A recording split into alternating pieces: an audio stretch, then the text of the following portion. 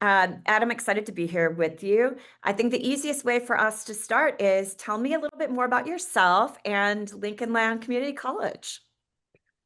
Hello, everyone. I I work at Lincoln Land Community College and was instrumental in setting up the TrueDialog as a side at Lincoln Land. We have a mission statement. I think I should start with that one. Be very formal here to transform lives and strengthen our community through learning. And uh, texting and the community seem to go pretty strongly together. Our students really get into that type of communication media, and uh, I'd also I think that's let's continue on that one. Absolutely. So, I know this is something that you and I have talked about before. So, community colleges are near and dear to my heart. I have two sons who both have taken advantage of community college here in Austin. I know communication with students who are in and out and have really busy lives is a big challenge. So, maybe talk a little bit more for me about how you started using SMS or how you got involved in making sure that the school had access to SMS and a little bit about that journey. Okay. Uh, Prior to True Dialogue, we used a different texting software, which wasn't compatible with Salesforce, and so we started looking around because Salesforce needed to be introduced, and we found True Dialogue. And so that was our first sort of connection with True Dialogue. I'd say though that there was a big advantage over the other uh, uh, texting system because we can use our work phones here, and so we can set up each work phone to actually have a texting system instead of some random telephone number. Um, does that No, I love that. And maybe tell me a little bit more about how the team is using Salesforce and then, how this fit in really well as part of that strategy. okay? The school has, as in with many other schools, many departments, and our recruiting group, uh, they they needed Salesforce, and so that's where we introduced that to begin with. But I would say that our our help desk, they use it in a different way, and they don't use Salesforce. Our library also reaches out to students for loaner computers, and they don't use Salesforce either.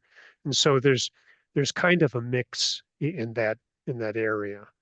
And I'd also say that uh, wherever wherever our a department uses texting, they also use other means of communication. It just seems that students are so much more.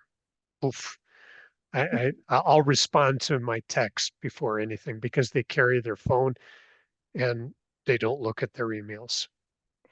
I, by the way, heard this having worked in the space and worked with a lot of colleges in the past too about, we're way past the point where college students or my kids are looking at emails. So tell me, I'd love to hear some anecdotes maybe about how this has worked for you or kind of the realization process for some of the different teams that you work with about how they started to realize that this was working for students. Well, we have some funny ones, and I think that's a good pointer for people who are considering implementing and haven't used texting yet. Uh, Always realize that people use their texting a lot and they get texts from everywhere. And we had the success advisors send out an introductory text. It was a campaign that went out. And that was probably one of the funnier ones because the person, they had a sort of a few words that they said, I'm your success advisor. I can help you with your preparing your courses and uh, and it was fairly when one read it, I read it, and it just seemed, yeah, that's very good. And out went the text to each success advisor had about 300 students, went out, and within a minute to 2 minutes, I mean, truly just poof, there was a response, and there was somebody, who are you? And uh, and we're like, well, obviously, from your school, your advisor. And then it dawned on us, because this happened with some regularity. We never introduced that we're from Lincoln Land Community College. Okay. And so the student was actually thinking maybe a success advisor for I don't know, the sales of toasters or buying a car or insurance, because success advisor has some other things that, branding uses. And so my first thing is, when you reach out to a student, make sure that you identify who you are in relationship to your college, because we get so many of those texts. Uh, And Another, it makes a lot of sense, right? Because if you're moving and transitioning and, hey, we've been communicating over email, with email, you have the automatic identifier that says this is from Lincoln Land. And so you don't necessarily have to introduce yourself. So you have to think very much from your audience and what they're seeing and what they're seeing for the first time, which is a really great lesson learned and best practice for everyone. yeah, and probably the length of the message is something you should keep in mind. Uh, we look at that and say that, get to the point really quick. One, because every message uh, accounts. If you're sending out thousands of these, at some point it means money. And but at the same rate, the uh, the way a student sees it on their phone, uh, you really want to make it less frills and right to the point, and in a way of communication that would be typical for texting. Of course, not with abbreviating you with just the letter U, but you understand it. It's still professional but short. Did Uh, any of your teams have the biggest challenge of trying to consolidate and shorten what they were doing, or what did it was more on the individual? it it is it is tricky, because once you're used to just dealing with emails, and then all of a sudden you're doing it in text. Yes, there is that thing that you have to be careful with, and it takes some getting used to. And some of the advisors were a little bit slower on that uptake than others. I would say that uh, we did have this other uh, texting system that we changed. We've seen a real growth at the college of using texting. And this has hit upon many advisors who were 100% email. And Right. so now they're getting used to something a little bit different. And that also gets back to, the advisors generally don't use Salesforce. They just use the texting system. It's the recruiters who need to have everything up front. And Sticking with these success advisors, just a little bit longer, just because it's such a tough role, and it's so needed for the students.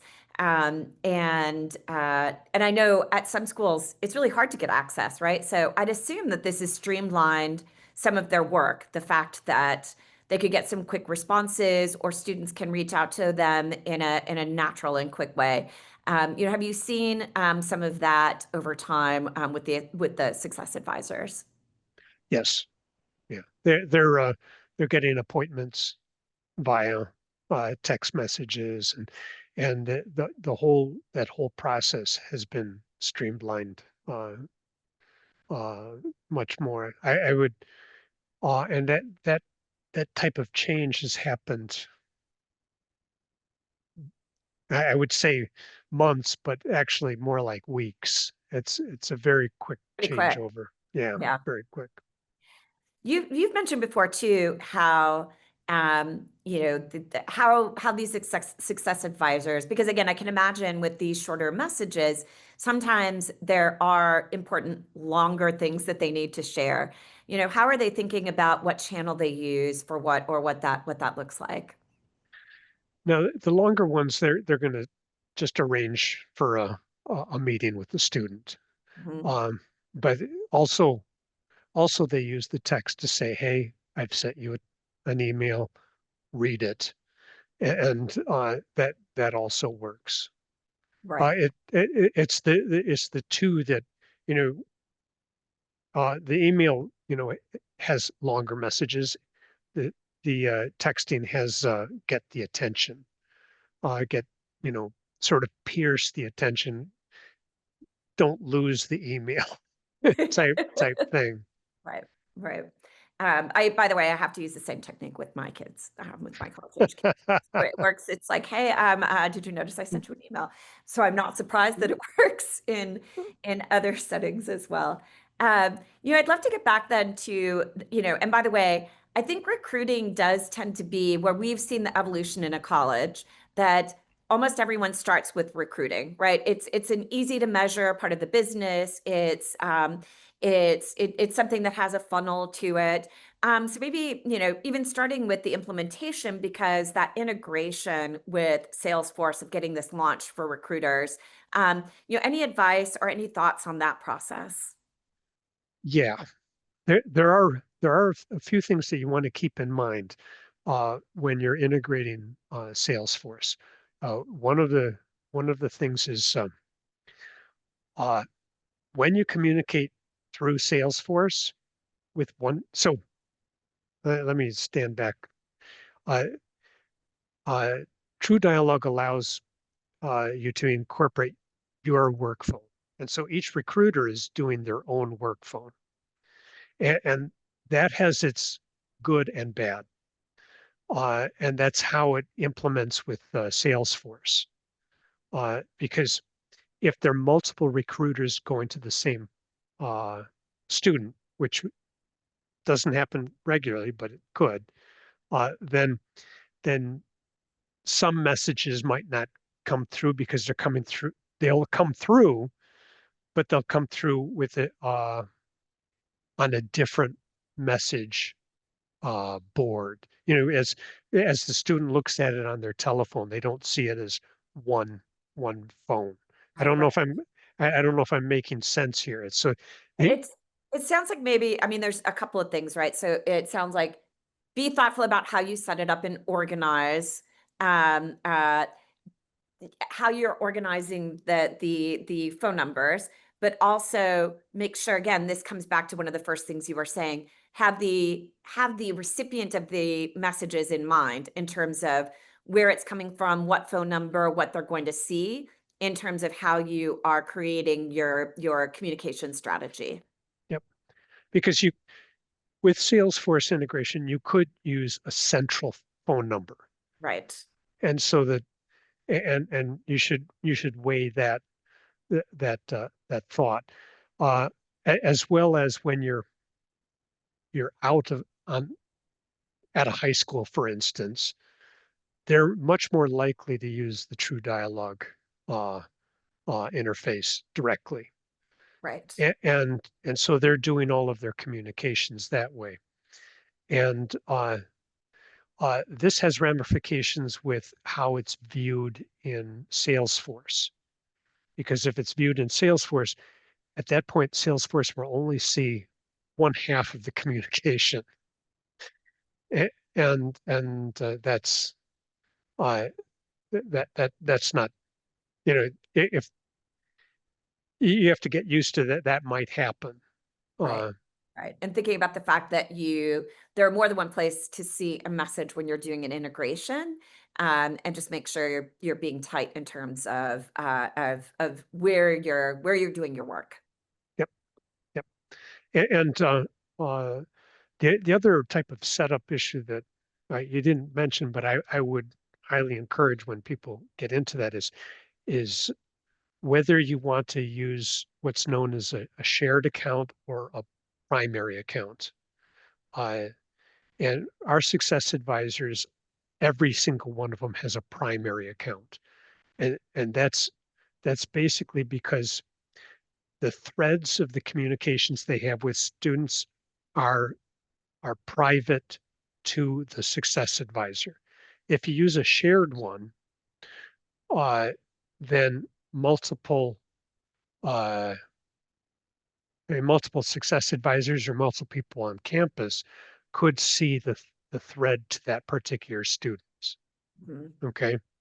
Uh, uh, just to put a sort of an example, let's say I'm the student and you were to text me, uh, and and we had a somewhat private conversation that really should be only between the two of us because you're your advisor. And then another person, maybe the library, Right.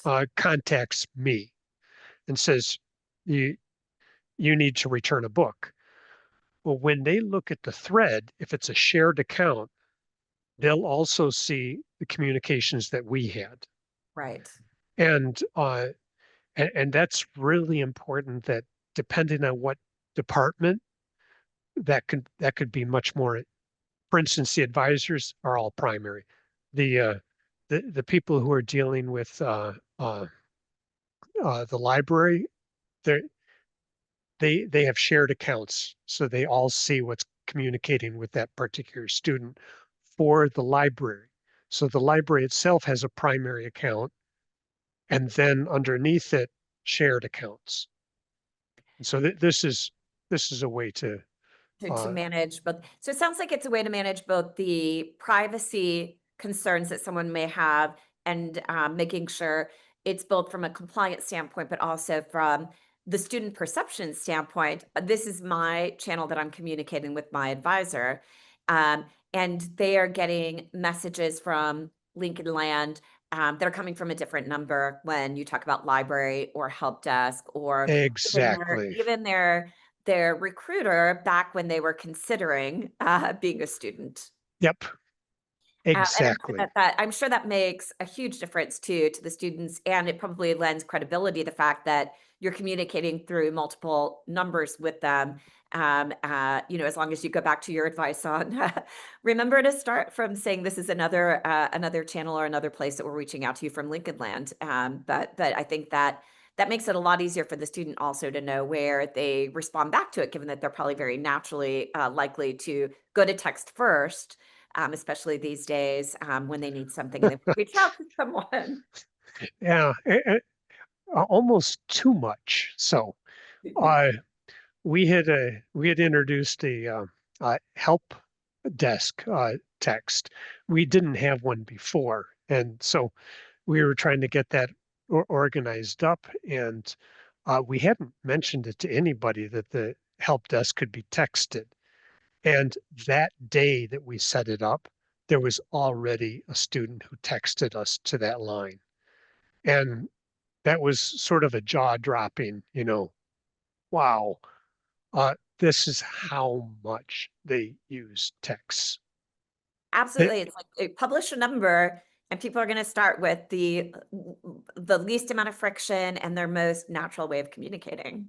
yep, exactly, exactly. I love this for students. We've talked about the integration side of recruiting. Any other advice, again, given that that may be for schools that are starting out from scratch, that recruiting may be the first team.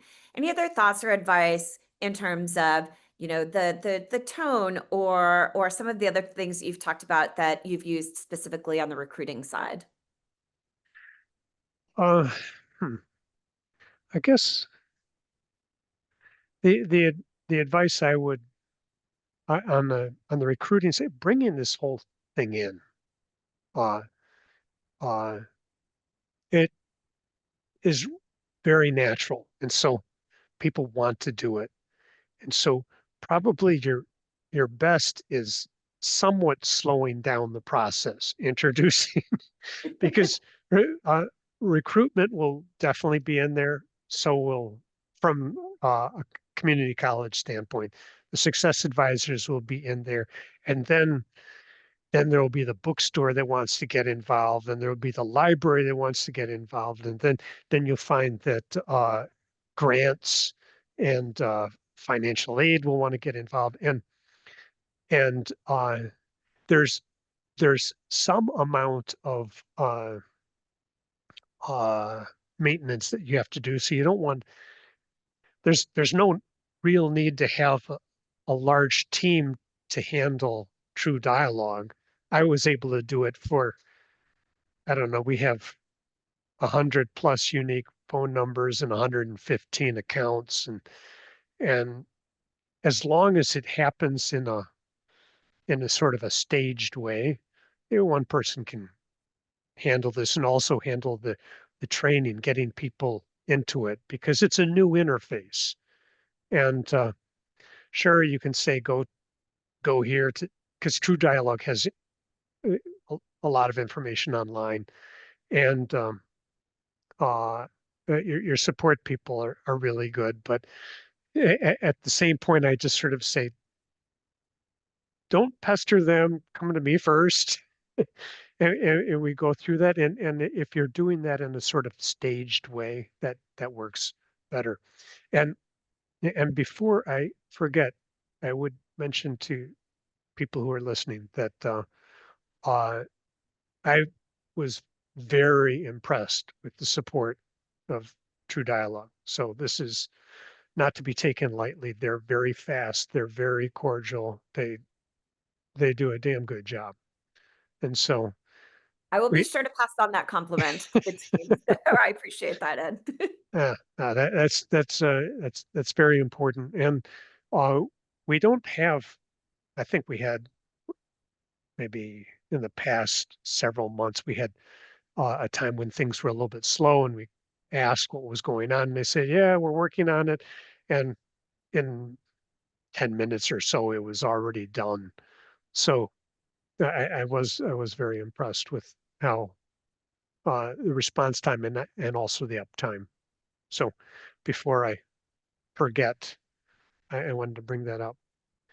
Um, I love that. And you've talked about this too. So, again, in my experience, having worked not inside a community college, but worked with them, in different departments, I know it's not the most centralized of organizations, right? It's like everybody's kind of all departments are working on their own thing. You kind of touched on that.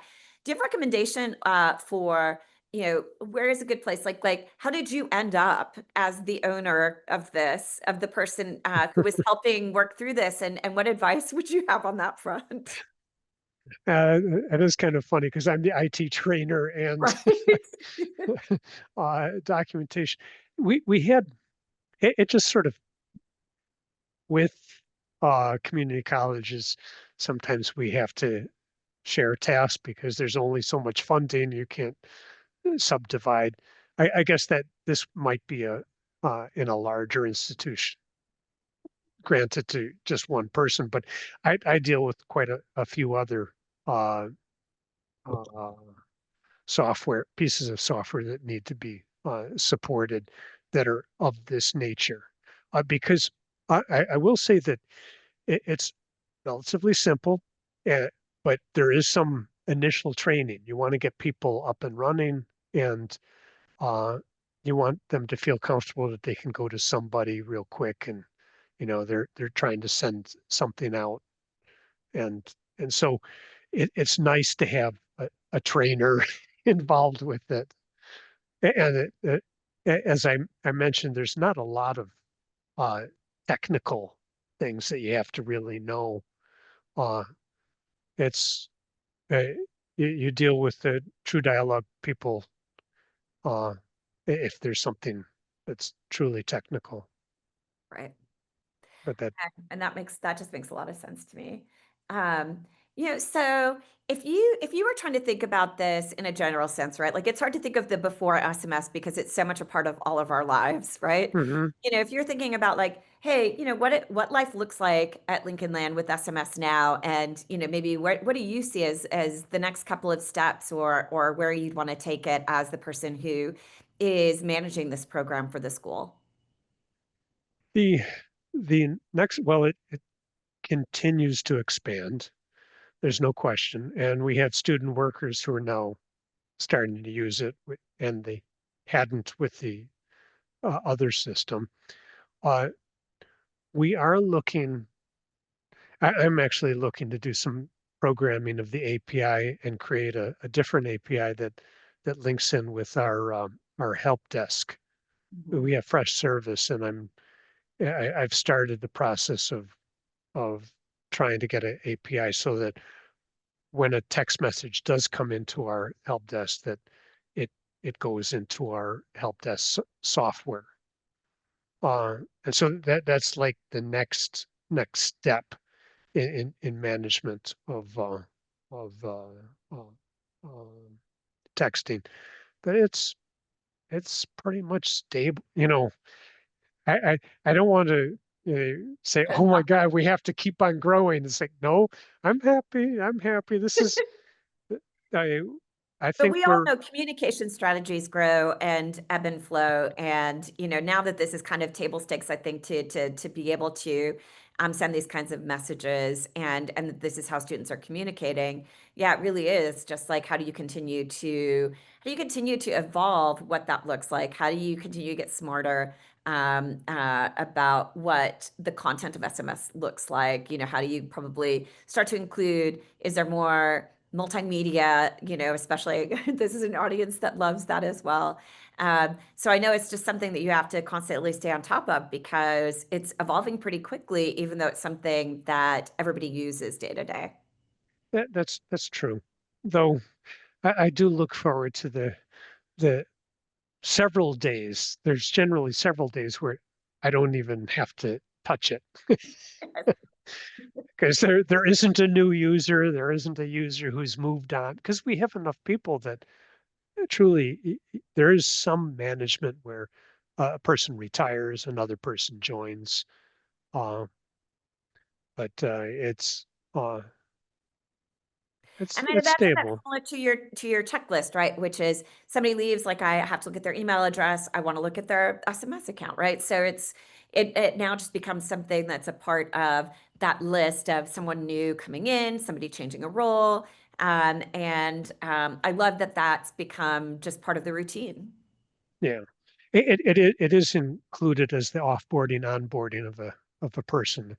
When they're offboarded, their TrueDialog account is retired.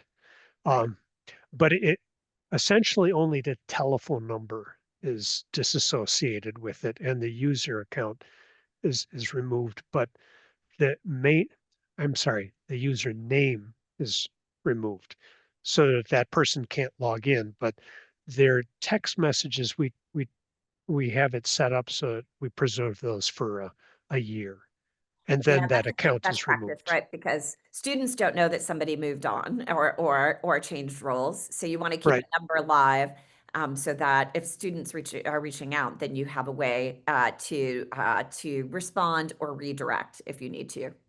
right, right. Before we get into any Q&A, is there any last important best practice or advice that you would want to end with to tell other administrators at other schools? Good question. I think I've brought up most of them. Uh, I'm just looking at notes that I have that I talked with. Uh, I don't think I think you covered quite a lot. We talked about a lot of departments, so I think that's great. So Erica, any questions? Yes, actually, we have gotten quite a few. This has been a really great conversation. So the first one that I have is, You mentioned that you transitioned from another SMS tool. What was the transition like migrating from your previous SMS provider to TrueDialog? We we sealed we set up some basic accounts, which was a matter of a day or 2 days of just entering data, and your support people made sure that those telephone numbers were available, and then uh, and we let uh, our current users of the old system know that as of a date. I've forgotten it since it's so far in the past, but we said from that date it'll it won't work, and True Dialogue will work. And so a couple days close to the time the other one was going to be shut off, people started waking up, going, "Oh, wait a minute, I've got to figure this out." And then and we knew that, and it was fairly easy to get people on board, and so that happened as a turn off, turn on. And the two systems were not live at the same time. It was a dead change. What I wanted to say, uh, one was up to a certain point, and then the other one continued. And, uh, and we did keep the text messages from the other system just in case. Uh, but we never really had an issue there. And we also used an Excel spreadsheet just to keep tabs of where we were and how we were adding people. But that was pretty much it was very straightforward. We had it up and running basically, and people comfortably texting. I would say within a week. Yeah, I love hearing that. That is music to my ears. Great, perfect. All right, the next question is a little bit more about features and functionality. Is there a favorite update or feature that has come through that has made texting easier? There was one that improved the interface with Salesforce, and uh,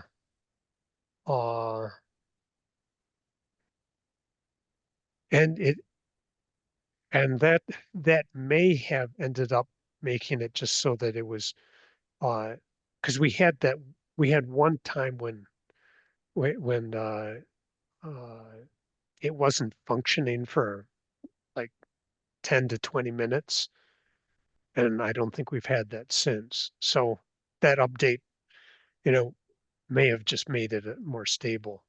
But I don't have any particular functions that were other than the Salesforce improvements.